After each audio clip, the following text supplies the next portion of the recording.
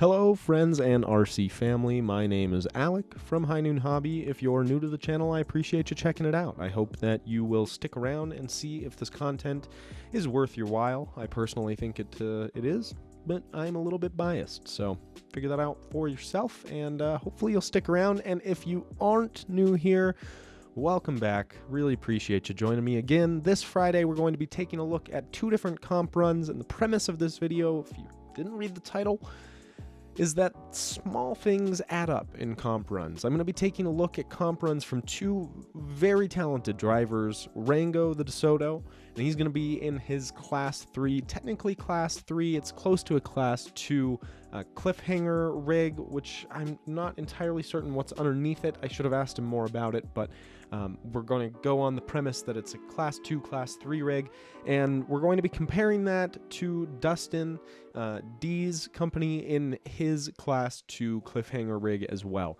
And again, the focus of this is not on the drivers themselves, it's not on the trucks or anything like that. It's really just about how small little things in your comp run can add up to a big impact. So let's take a look. I'll stop blabbering and we can jump right into these comp runs. So let's enjoy it together. All right, so Rango is going to start us off with his run in, as I mentioned before, this kind of quasi Class 2, Class 3 because of body cutting rig. And this rig, he's got a lot of miles on this rig. He's got a lot of driving time in this rig, and you're going to notice it very quickly. Also, the reason that I am using Rango's footage first and kind of using it as the example here is Rango set up this course, and so he understands the approaches to all of these that he envisioned as he was setting up these cones. And oftentimes when you're looking at a comp run, the person who set up these gates set them up in a very specific way. Now, there may be many different ways to skin that cat, right? There might be a lot of different ways that you can get through that gate, and you can get through it clean. But this is more to say that Rango had a bit of an advantage here in terms of his approach to the gates, and the approach that he takes to the gates are based on his knowledge of how he set them up, the vision that he had in mind. So this is the only big mistake, really big mistake that I think Rango made right there, and that was just total carelessness in terms of, I won't say total carelessness, but it was a careless maneuver. He just wasn't quite paying attention to his center of gravity as he was going up and over that crest to get to the bonus gate. And, you know, it's one of those things that happens to all of us. You don't realize how important it is to focus on the ground in between the gates until you make a mistake like that and you remember, oh man, I should have been focusing more or paying more attention to finding smooth ground and finding the cleanest, easiest way in between those gates. So no fault of his, but that was the biggest mistake I think that he made on this run.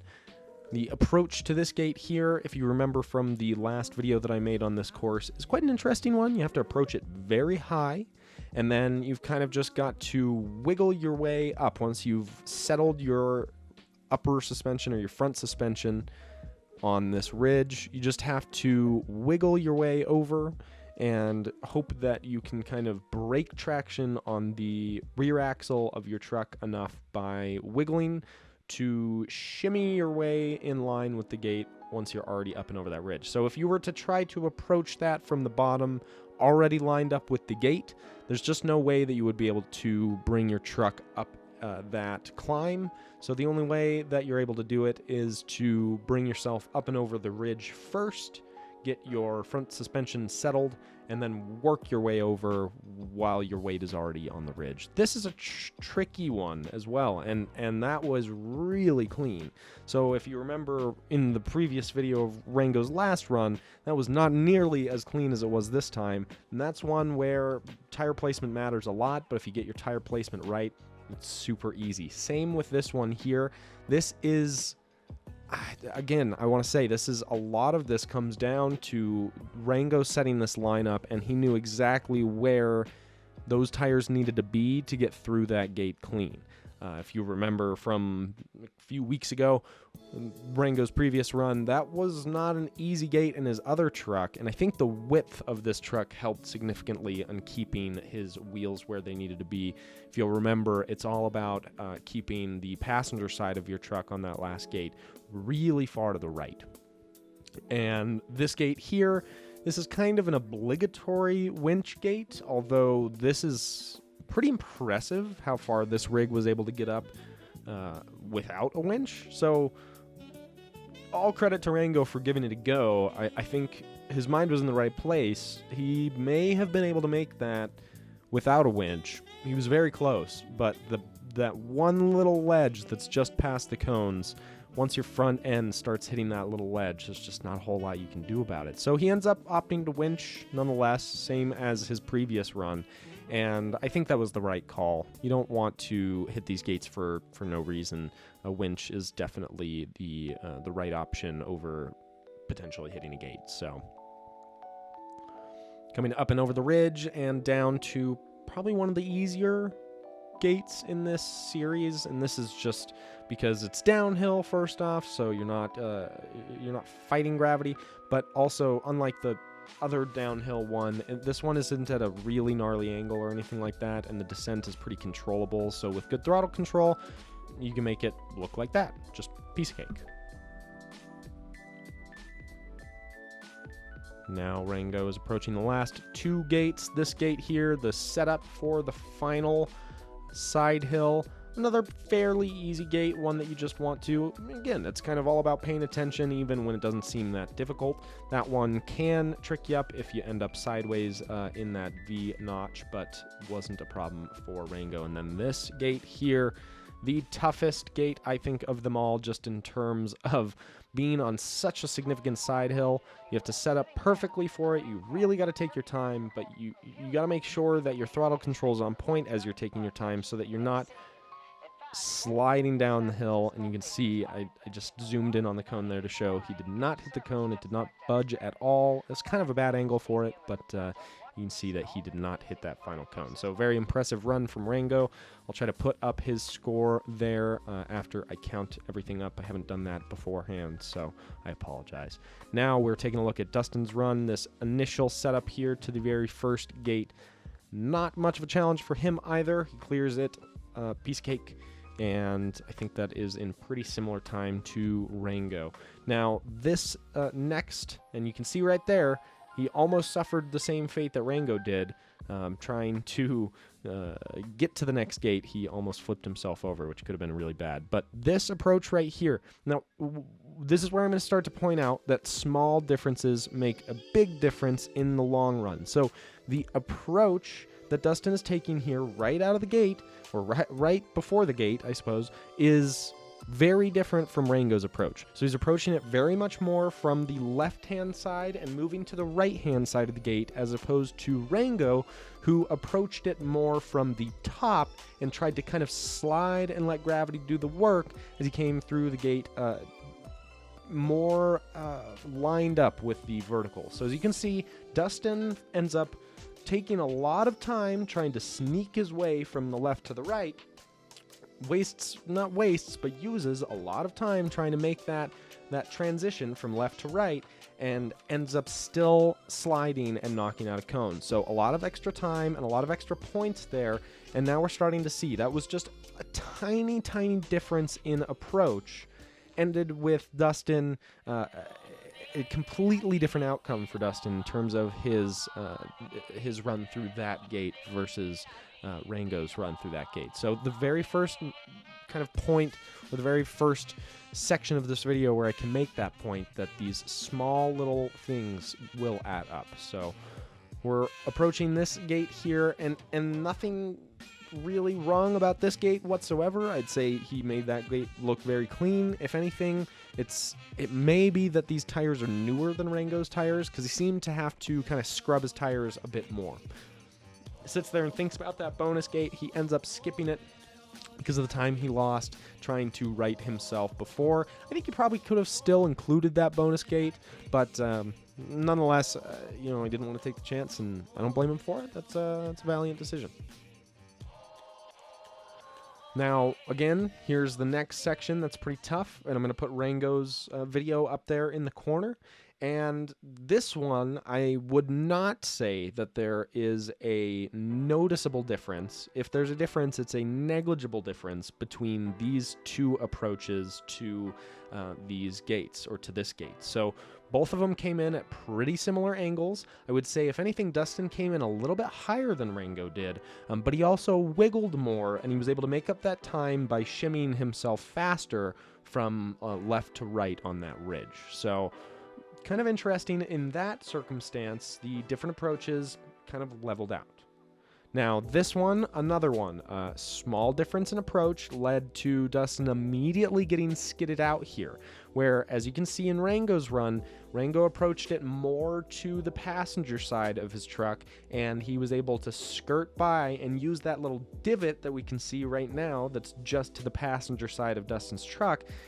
Rango, used that divot to avoid skidding out here, and Dustin approached it from the further to the driver's side, which is a valid approach. It looks good here, but the breakover angle, as we can see, is more significant here, and because of that, he fights for a while here, losing some more time, and then he ends up having to also take a backup here in just a second and reassess his approach to it, and he ends up back at the approach more similar to what Rango takes initially, where he backs up and comes at it more from the passenger side here. You can see him lining himself more up with that divot.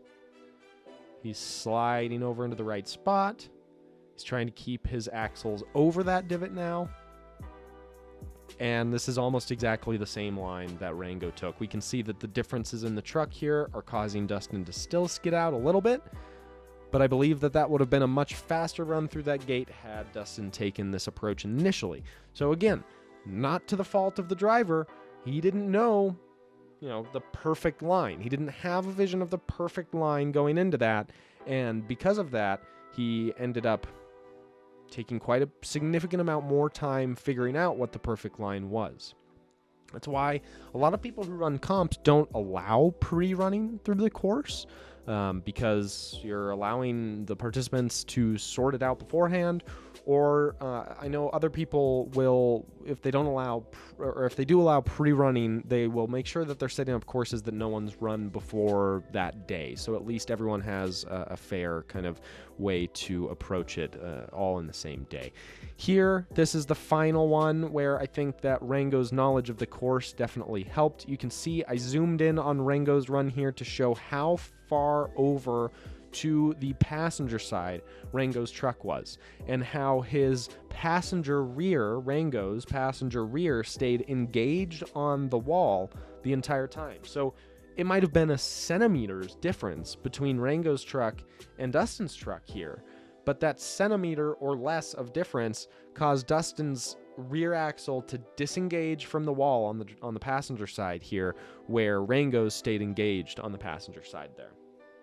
So another very small thing that started this, and now Dustin's sitting here and he just hit the cone, and he's been fighting for several seconds trying to get out of that crack because he ended up disengaged on that rear passenger wheel. So he slid into the crack. He didn't remain. His approach was very good, in my opinion. That's probably the same approach that I would have taken. He was trying to remain very centered on the crack, and only Rango knew from setting the course up and pre-running the course and trying to kind of envision how it was going to work. Rango knew that he had to go really far. He had to really favor that passenger side. So by knowing that in advance, Rango had the advantage there, and that's what I'm saying. These small little differences that favoring the passenger side there was just a small little thing, and it made a really big difference. Same approach here. I didn't slow motion either Rango's or Dustin's winches here. I think that both of them did totally great winches. I don't think that there was much of a difference between these two. The winch setup in terms of the winch pole location and the winch takedown in terms of disengaging and getting that winch locked in, I think we're pretty much smooth, fluid, the best they could be, or pretty dang close to it on both of their ends, so nothing there. Here we had a little bit of a technical issue, so we stopped the clock and we let Dustin reset back to this cone here. So I do apologize. It's not a perfectly, smooth all the way one cut run, but this is practice, so we're allowing for things like this to happen. There's no need to DNF him if he can fix it right there on the spot, and then we can just continue the clock. So we pause the clock, we let him fix it. Now he's getting through that second to last gate, making it look easy once again. Very good squared up approach to that. And then on this last one here, we can see it's got really good side hilling ability with this truck, but he doesn't have a whole lot of weight, so he's not very planted on the side hill. He ends up sliding down quite a bit, and he just ends up taking the gate there. He was going to monster truck it no matter what. He had that mentality going into it. I think he was a little bit upset about all the technical difficulties that we had just fixed. So either way, I think that was a fantastic run by Dustin. I think that both of those runs, both Rango's and Dustin's, were really good runs.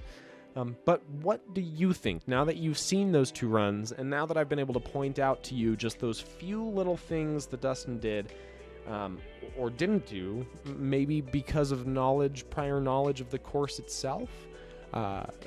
What a big difference those little things made. So that's my take on it, but I want to hear your take on it. What do you think? Do you think that it was something else entirely? Do you think that, if all things equal, maybe it was just a tire thing, like I was stating before? Maybe newer tires were the cause of Dustin not being able to get enough traction and not be able to quickly get through some of these obstacles?